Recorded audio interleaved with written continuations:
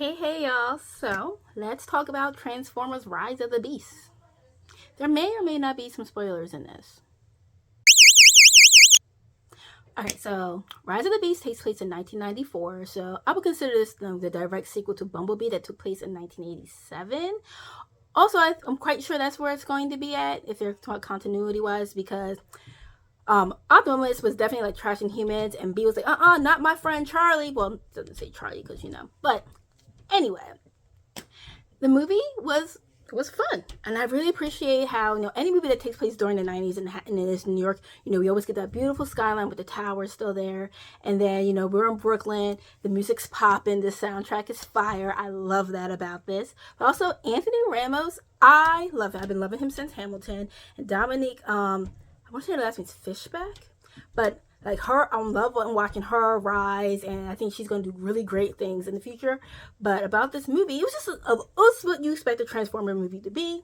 We got Peter coming back as Optimus Prime, but as Optimus Primal, we got Ron Perlman, and I was just like, because I love me some Ron Perlman, like his voice, everything. It's what it is. And then we got Peter Dinklage as Scourge, and then Colman Domingo as Unicron?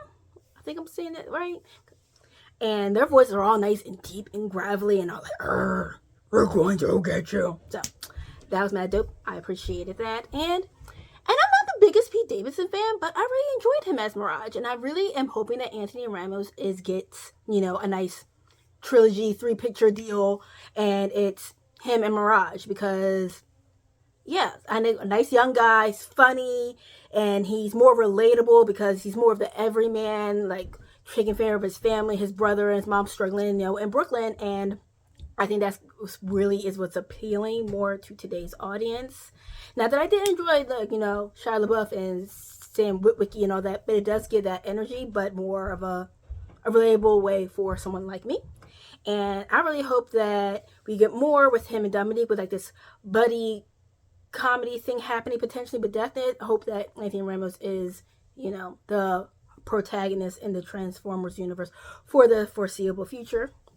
But I enjoyed seeing the different type of robots, because they're called Maximums and not Autobots, but they're all like roll out, and I really appreciate that. That was fun.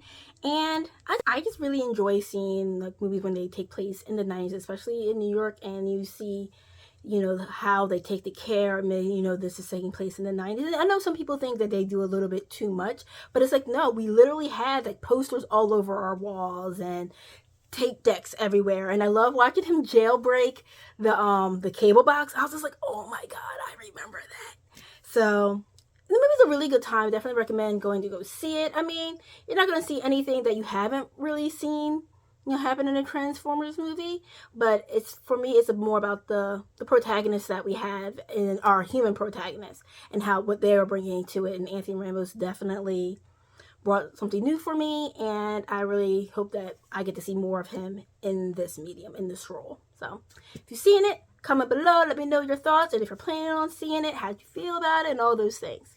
All right, y'all, till next time.